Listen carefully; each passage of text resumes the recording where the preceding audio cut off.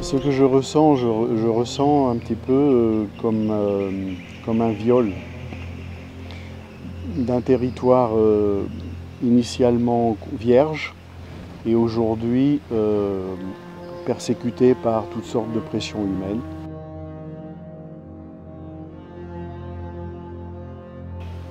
Et nous avons petit à petit, nous sommes passés de décennies d'Éden à une décennie où nous battons régulièrement sur tous les fronts pour préserver notre petit joyau.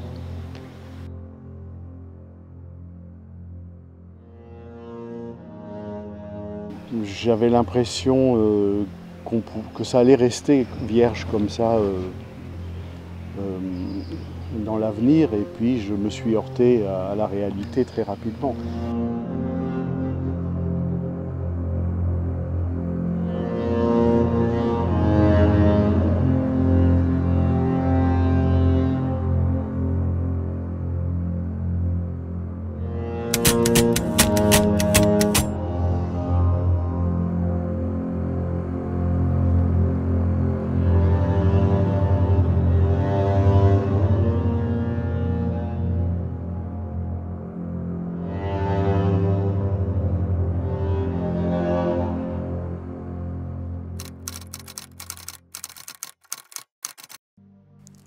Cattle herders come deeper and deeper into our lands, our private lands, with the cattle, and that is one of the biggest threats we face.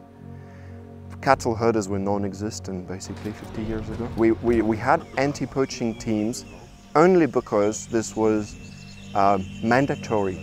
You know, our guidelines told us to have anti-poaching team. Today we need to have them because they're not villagers who own cattle. They are nomadic people that have no right to be in Cameroon. They have no right to be in those villages, and they have no right to enter our concessions.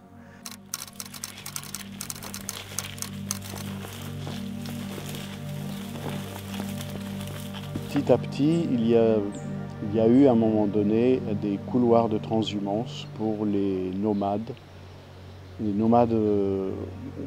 qui vivaient au Cameroun, mais pas seulement au Cameroun, interfrontaliers avec le Nigeria, la Centrafrique, le Tchad. Et très rapidement, ces nomades se sont, pour quelques-uns, sédentarisés, pour d'autres, voyant d'immenses pâturages non utilisés offerts par nos zones de chasse, on se sont dit voilà de quoi nous allons jouir aujourd'hui, et petit à petit la pression humaine est arrivée. Sérieuse dans la région. Bon, c'est là déjà il faudrait qu'on se mette, et ça vraiment je le déclare une fois de plus, hein, je vous dis la vérité. Moi je ne suis pas fonctionnaire pour faire dans la gueule du bois, hein. Mais aujourd'hui je dois vous dire, la menace la principale, et moi j'ai fait une étude personnelle, c'est l'empiètement des aires protégées par les bœufs. Et tous ces bœufs proviennent des bœufs des transhumants venant du Nigeria, du Tchad et du Niger. Aujourd'hui c'est devenu même l'élément numéro 1 de la désertification dans le grand septentrion en général. Ils viennent de tous bords. Vraiment, je n'ai pas les mots pour définir cette quantité, ainsi que les conséquences négatives sur la biodiversité. Voilà, généralement. Talking about the lion problem, they would try to poison the carcasses so it would kill the lions, it would kill a lot of other species, birds, vultures, hyenas, civet cats and all of that, leopards. But they will also try to track the lions and kill them before they kill the cows. We've actually caught a cattle herder a couple of years ago, and on his phone was a picture of him with 2 lionesses he killed.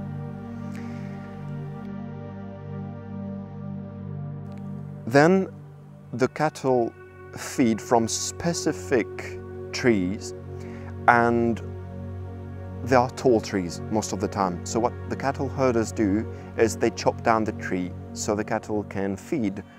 And this is exactly the tree that, like giraffes, the Kordofan giraffes we have in Cameroon, and Lord Derby elands. They cannot renew from year to the next one, so they keep on chopping down those trees, and at some point it causes desertification. And they move deeper and deeper into lands to find those trees.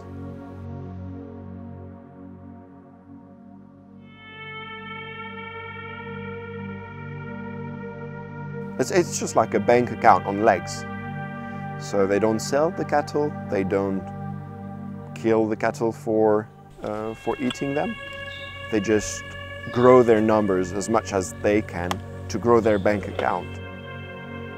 What we do is we go to these sensitive areas where the cattle can come in. We would track them, of course. And the first thing would be to try to catch the cattle herders. The people we catch, the cattle herders, they don't own the cattle. Most of them are employed by the owners, and some are very young. We already caught people, they were 9 years old.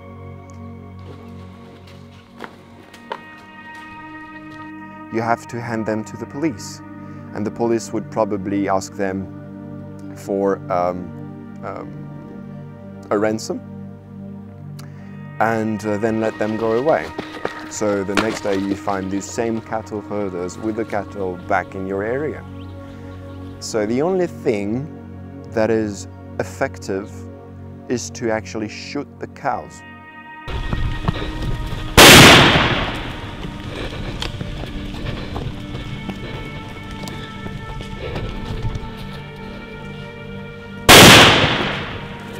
That is the only way we have to fight them.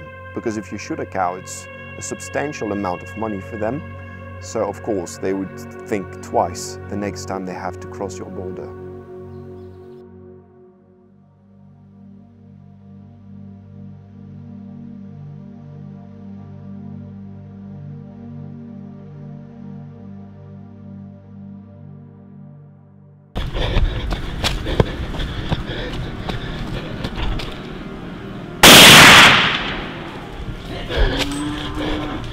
So we came here to see if the cattle herders came back, because yesterday we saw the cattle themselves were not the herders. So since it rained all night, there were good chances that the herders would come back for the cattle, and it's exactly what happened. So we cut their path. Unfortunately, we were not ready when we saw them, so we tried to run after the herders, but I think they escaped. We'll see in a second. We have a team that is ahead, maybe they caught someone, we don't know. So we pushed the rest of the cattle outside of our concession, after that road, and we managed to shoot a couple of them. It's unfortunately the only way we have to get them out, to keep them out.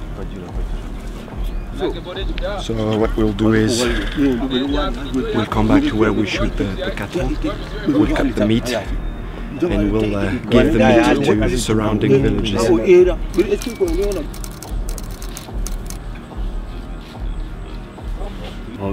Pour protéger toutes ces belles bêtes que vous voyez ici, nous on est là, on lutte contre tous ces fléaux qui est sur le point de nous détruire la faune et la flore.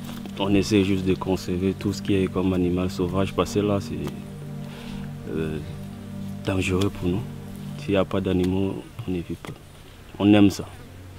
On a la volonté de faire ça, on fait ça par amour. On a horreur de voir tout ça là. Venir nous embêter, car si ça rentre, nous demain il n'y a plus rien, il n'y aura plus de touristes, il n'y aura plus de chasseurs qui vont venir. Bon, ce n'est pas uniquement pour les chasseurs qu'on fait ça, mais on fait ça parce qu'on a l'amour des animaux sauvages.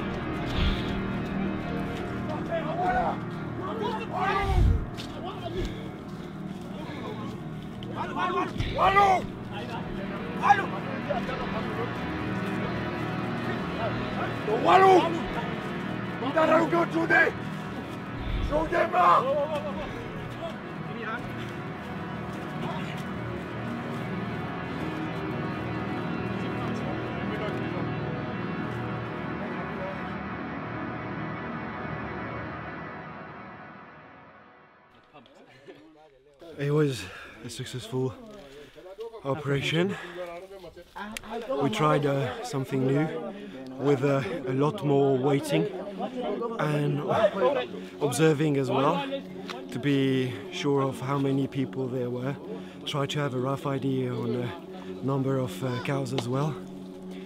And we managed slowly by slowly to spread out, so eventually they couldn't run anyway because we were onto them from every side. So one managed to escape though, so we got 2 herders out of the 3 ones. I don't know if you saw that, but one lifted his machete in an aggressive way. It's frightening. It's frightening. Like, these guys do it all the time. If he had decided, you know, anyone with common sense would go, they're probably not going to shoot me. And he probably could have really hurt quite a few people, actually. So on a serious note, like, sticks are fucking useless against a machete. Really. So, yeah, I mean, these guys are incredibly brave for running at them with sticks.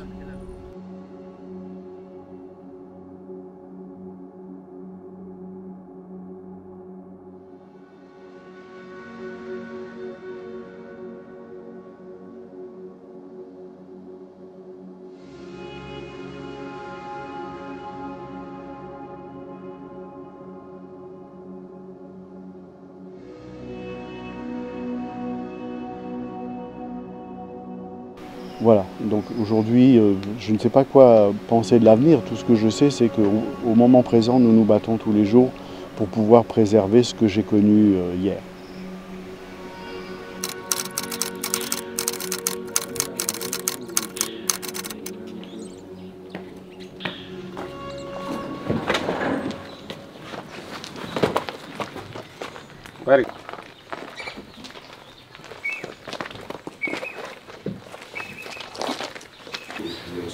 So you said that they will interview them now that they have all, you know, the story of what happened. They will just try to confirm their age, which is not easy because they don't have any ID on them. So they will get a doctor to come and assess their age. So if they are 18 plus, then they will be driven to the trial, which is in Poli, 2 hours driving from here. If they're underage, then they will have to somehow try to get in touch with his parents and see how they can repair the damage that has been caused. That is to say, nothing will happen to him.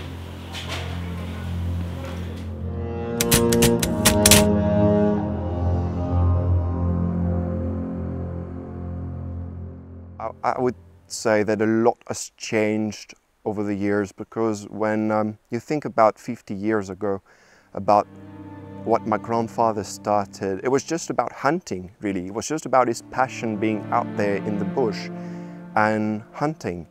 And today, the poaching, the illegal fishing has turned from a self-sustaining lifestyle to a massive illegal fish and bushmeat trade, which has gone out of control in some areas, completely out of control.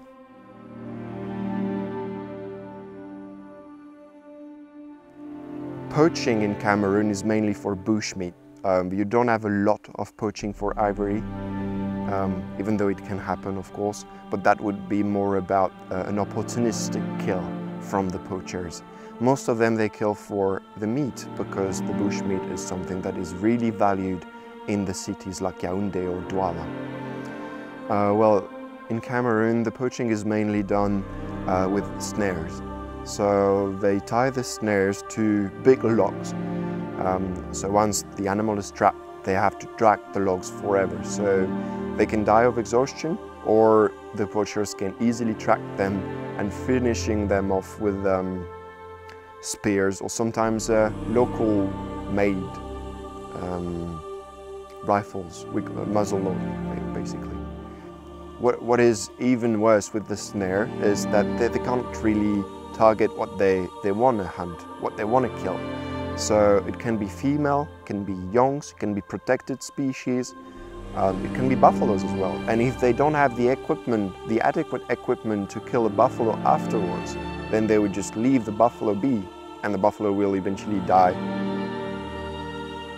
So traditionally they have those local gunsmith in some villages. They know how to make those muzzleloads with out of pipes, like standard pipes, and they would use the tops of like a car battery, the lead. They would melt the lead of the car batteries to make bullets out of it. Au fil des années, des villages se sont construits, à peu près dans les années 85 à peu près. Et des petits hameaux se sont construits au bord d'une départementale parce que les administrations voulaient repeupler le département simplement pour un aspect fiscal. Ces villageois, une fois installés, n'ont pas essayé de cultiver, n'ont pas essayé de vivre en autarcie, étant donné qu'il y avait suffisamment de ressources données par la nature. Les ressources étant bien sûr le gibier, mais aussi les végétaux, les fruits de saison, etc. Et très rapidement, ils se sont rendus compte qu'il y avait de l'or dans toutes les rivières et les affluents du Faro.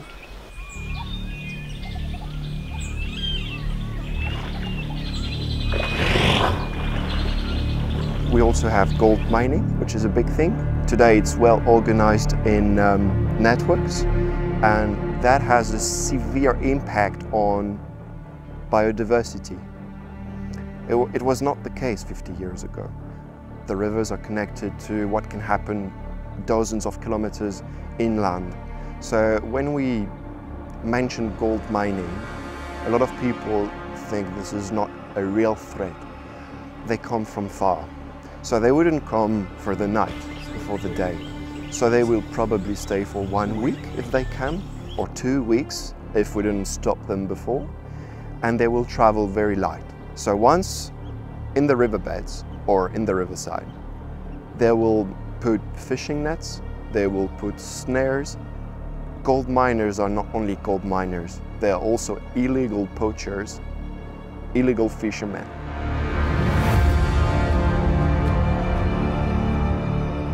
See that one? This is hyena. They chew the batteries. They don't really care about the natural environment, so all the batteries, all the litter, they will just leave it where they are. And some of them would use even mercury to separate the gold from the other sandy minerals. And the mercury, of course, would poison the water and the full environment. So the fish, the animals would eat the fish, the water itself, and all of that. You can see there's 1, 2, 3, 4, 5, 6, 7, 8 of them. So it's at least 8 to 12 people. But so this is what gold mining is about when you look at the surface of it. When you go a little bit deeper, it has also an impact on land, on the sediments on the soil, on the sands, because all the sand that they dig out is washed away by the river during the rainy season. So it changes completely the river landscapes.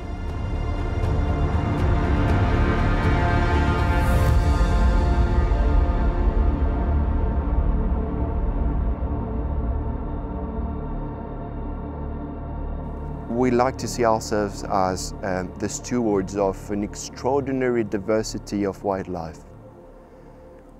And that wildlife is part of a World Wildlife Heritage. And, you know, this is long-term monitored sanctuaries that boast this diversity of wildlife. And this is how we treat our area, like sanctuaries. This is how we treat the animals we have. The Lord Derby, let's take the Lord Derby because it's to us the most iconic animal in Cameroon. Of course, the Lord Derby eland is magnificent, the spiral horns, the length of the horns, the size of the body, but also everything that we don't know about them, their social behavior, all these different aspects. But Lord Derby is the one animal that helps us protecting the place with the money generated with the hunts. If it weren't for Lord Derby, we wouldn't be here. We wouldn't be able to invest that amount of money in an anti-poaching team, in new equipment, radios, comms, military services, all of that. So this is all thanks to Lord Derby hunting. So when you ask me if I would go without a client hunt a Lord Derby, no, never.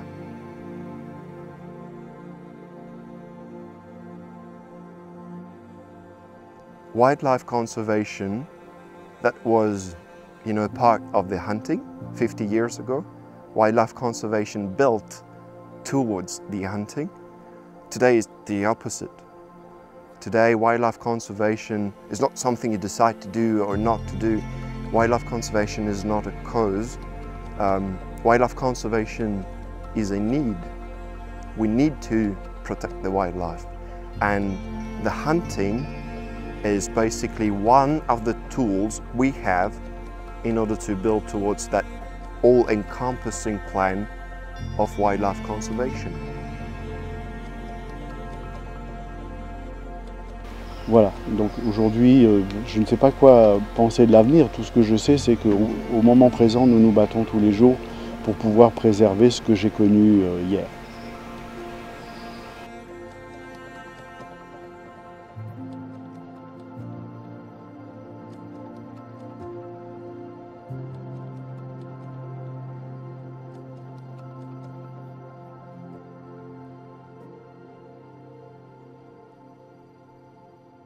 Thing is, in a village here in Cameroon, if you want to settle in, you have to pay for like a rent or something if you want to join that village. And then if you want to have poaching or gold digging or any activities of that kind, you have to ask permission to that chief, or he can just evict you out if he wants. But asking permission means paying for the permission as well. So it's a way those chiefs can get some money. So of course what they want is to attract a lot of people, as many people as they can, basically. So they're basically granting permission for people to do illegal activities? Absolutely. And when we show proof, it's buried down.